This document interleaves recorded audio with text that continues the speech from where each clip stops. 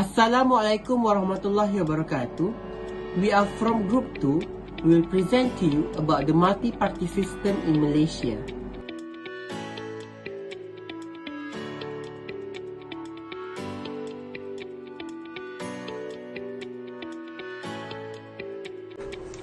For introduce, Malaysia has adopted a multi-party political system since the first election in 1955 based on a first past the post concept. Malaysian main political party, Pertubuhan Kebangsaan Melayu Bersatu or UMNO, has held power with other parties since Malaysian independence in 1957. In 1973, the race-based party alliance was replaced by a large alliance, the Barisan Nasional, which had 14 parties. Today, the Barisan Nasional Alliance has three important components, namely UMNO, Malaysian Chinese Association or MCA, and Malaysian Indian Congress MIC. The Prime Minister of Malaysia is a member of the Malay Party in the Barisan Nasional Alliance. The political process in Malaysia can be described as a form of power sharing in which each common interest can be resolved in one large mixed framework. Apart from that, Malaysians adopt a multi-party system where political parties registered with the EC can contest election. There are a total of 59 political parties that have been registered in the EC until now. Every political system in Malaysia, where many political parties that have been established in a country gather to be elected in the country's elections and then be able to share ruling power through the formation of a coalition government, is known as a multi-party system. This multi-party system will tend to be in each state wanting to represent their respective states as proportional representation as opposite to following the system of the most votes. As an example of the opposition, Pakatan Harapan consists of a coalition of Parti Tindakan Demokratik, Parti Keadilan Rakyat, Parti Amanah Negara and Parti Kinabalu Bersatu and Parti Warisan Sabah. Each of these parties is a partner of Supply and Confidence, while the Malaysian United Democratic Alliance, Parti Pejuang Tanah Air and Parti Sarawak Bersatu are among the opposition groups in addition to Pakatan Harapan. Each of these multi-party system will contain inevitable shortcomings or demerits. Bersatu are among the opposition groups in addition to Pakatan Harapan. Assalamualaikum warahmatullahi wabarakatuh. My name is AFRINA binti NASARUDDIN. My ID number is 2020-846306. I am going to present about elections in Malaysia. Malaysia's Election Commission was formed on 4 September 1957 according to Article 114 of the Federal Constitution. The Election Commission had just one chairman and two members when it was established. The number of commission members was expanded to 3 after the creation of Malaysia in 1963. The extra member was appointed on a rotating basis and came from either Sabah or Sarawak. The Election Commission's objective is to safeguard, monitor and sustain the democratic process in our nation by holding free and fair elections. Malaysia now has two types of elections, which are federal and state. The elections in Dewan Rakyat, the lower room of parliament, take place at the federal government. while elections to the state legislative assemblies are held at the state level. The 222-member House of Representatives of the bicameral parliament is elected by people at the federal level. Members are chosen using the first-past-the-post system from single-member districts depending on population. Malaysia's constitution mandates that a general election will be conducted every 5 years at the very least. The Prime Minister, on the other hand, can ask the YDPA to dissolve Parliament at any moment during the 5-year tenure. Voters elect members to the Dewan Undangan Negeri at the state level. Members are chosen according to the first-past-the-post system from among the single-member constituencies based on population. The state government will be formed by the party with the most seats in the state assembly. State elections are usually held concurrently with legislative elections. However, each state can choose when to hold its own election. This is because state assemblies are dissolved on the suggestion of the state's chief minister by their respective rulers or governors. Assalamualaikum warahmatullahi wabarakatuh. My name is AQILAH binti SHAHARUDIN. My number matrix is 2020-894566 and I'm going to present about the political parties in Malaysia. Political parties in Malaysia. Malaysia is not a country that the political parties competing against each other with political philosophy, but the political parties in Malaysia famous more on differing the racial composition. There are 27 registered political parties in Malaysia. In the next slides, it is the main political parties in Malaysia. Each of these political parties has its own agenda towards the country. The first political parties that I want to present is Barisan Nasional. Barisan Nasional established with combination of other political parties such as United Malays National Organisation, UMNO, Malaysian Chinese Association MCA, Malaysian Indian Congress MIC, and party from the East Malaysia states of Sabah and Sarawak. Barisan Nasional established after the 13 May riot, which is because of racial issues. Barisan Nasional was founded by our former second Prime Minister of Malaysia, Tun Haji Abdul Razak bin Datuk Hussein. It was founded on 1 January 1973. The next political parties in Malaysia is Islamic Party of Malaysia, or also popularly known as PAS. It was founded on 24 November 1951 as Malaysian Islamic Organisation. The president of Islamic Party of Malaysia is Abdul Hadi bin Awang. The ideology of PAS since before is to enforce hudud laws in the governed state. Its aim to make Malaysia as a country based on Islamic legal theory. After loss in 2004 election, PAS wanted to enlarge their policies such as improving civil liberties and race relations.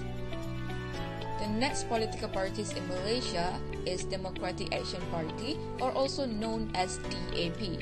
DAP was formed by People's Action Party of Malaysia and Bangsa Member of Parliament, Devian Nair. It was formally becoming Democratic Socialist Party on 18 March 1966. The ideology of these political parties are to make Malaysia a fair and democratic nation, social and economic justice, and fight for human rights. It means that it is campaign against Bumiputra privilege, such as stated in the most controversial article, which is Article 153 of the Constitution. Next, the political parties in Malaysia is the People's Justice Party, or also known as Parti Keadilan Rakyat. The founders of this party are Datuk Seri Haji Anwar bin Ibrahim and his wife, Datuk Seri Wan Azizah binti Wan Ismail. At first, it was led by Dr. Wan Azizah Wan Ismail and increased its seats from 1 to 31 seats in 2008 general election. The ideologies of these political parties are strong emphasis in social justice and anti-corruption. This political party enjoys strong support from Selangor, Penang and Johor states and the capital city of Kuala Lumpur. Assalamualaikum, my name is DAYANG NATASHA and my metric number is 2020. 883336. I'm going to explain 4.0 demerit of multi-party system in Malaysia. The first demerit is may lead to undemocratic system. The people have no right to express their opinion. The people are only able to abide by the rules that have been declared by the party in power. If before we only have two coalition of political party in the election arena, namely BN against Pakatan Rakyat 2013 and the Pakatan Harapan 2018. Now there's a new coalition called the Perikatan Nasional, which was created at the beginning of the COVID-19 pandemic crisis. If the party in power today decide to only have one party to control the government, most likely they will repress to ensure they gain power. This is so because if a party has the power to control the government, they can rule the government in their own way, whether the way benefit to the people or to themselves. Since the system is undemocratic and the people do not have the opportunity to voice their opinion, it will result in eroded democracy and the emergence of dictator. The second demerit of multi-party system in Malaysia is that there is an abuse power by the party. This happened because when they have become the dominant party, they will use their power to control everything. This can be proven by the One Malaysia Development Berhad scandal or the One MDB scandal. It is an allegation of a political scandal that took place in Malaysia 2015. This case involved our former Prime Minister Najib Razak, who has abused his power for profit. He is accused of challenging more than RM2.67 billion from One MDB, a government-run strategic development company, to his personal bank account. When power is abused, it will lead to ignorance towards the people. The rampant abuse by power has shown that the party is no longer working for the benefit of people, but for their own benefit. This is proof that the people do not have the opportunity to enjoy the right they deserve. We can see here that the multi-party is only ruling for their own benefit after the case of abuse power by Najib Razak against One MDB fund. Najib Razak has abused power for the benefit of himself and his family. Therefore, as a Prime Minister, Najib Razak should use his power as best he can to govern, especially in economic matter, for the survival of people and all. Assalamualaikum warahmatullahi wabarakatuh. Hi, my name is Fiqry ROZAFUZAN, matrix number 2020832862. So, I will continue the demerits of the multi-party system in Malaysia. Leads to unhealthy rivalry and political instability. Multi-party system also can lead to unhealthy rivalry among the parties, which is not good for our future of the country because it can disrupt development and progress of the country. A multi-party system usually leads to political strife and dissension of the Malaysian society. There are clashes and political rivalry in Malaysian society today due to a difference in the party's political objectives and target. Each stated their struggle for the good of people and the country, but their ego in politics eventually leads to strife. A failure to prove unity or understanding among the leaders will affect the efforts related to the development and well-being of the people. A government becomes weak and unstable as a result of unhealthy rivalry. It can also harm the government's worldwide reputation and lower the country's esteem. Next, multi-party system increase the corruption in parliament. It has also been alleged that the multi-party system facilitates corruption among parliamentarians during bill passage. Political corruption is the highest type of corruption committed by politicians and political leaders. The impact of this political corruption has a huge impact to society and the country. In a multi-party system, the inability of the ruling party to win a clear majority in parliament allows for bribery and corruption to enact legislation. Malaysia's rank in the Corruption Perception Index CPI for 2020 fell to 57 out of 180 countries, from 51 in 2019. President of Transparency International Malaysia, Dr. Muhammad Mohan said, last year Malaysia recorded a score of 51 out of 100, less than the score of 53 recorded in 2019. This indicates an increase in corruption cases from year to year. If this continues, there will be three major impacts on the country's leadership, namely the level of people's trust in political leaders is weakening, coupled with the question of the deficit of trust in leadership previously raised, especially in the country's management against the COVID-19 wave. So, that's all from me. Thank you. There is no such thing as a perfect system, whether it is a two-party system, a two-plus-party system, or a multi-party system, because all systems have positive and negative side. Weaknesses in this multi-party system can change to a win-win situation when all parties and members of parliament work together and tolerate each other in governing the country.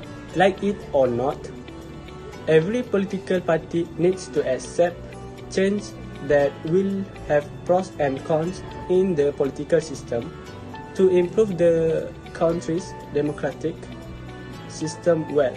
In addition, the multi-party system has shown political development towards more open and mature competition. This multi-party system also encourages public participation so that various political parties and community groups can be involved as volunteers in the country's democratic space. People nowadays are aware of past mistakes and the majority look seriously at facts and not from mere emotion. In conclusion, a party that's successful offers quality policies and is well received by the people, even with a small party and small members, is also able to gain the support of the people if the race-based politics is still thing in the country. In my opinion, that Malaysians need to be prepared to accept multiplier politics.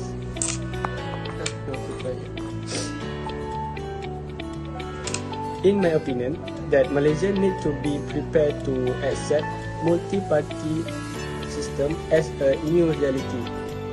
In addition, the government needs to explain the multi-party system so that everyone does not blame the government on the system and inform about their respective rules if faced with complex situations such as the formation of minority or coalition government in the future.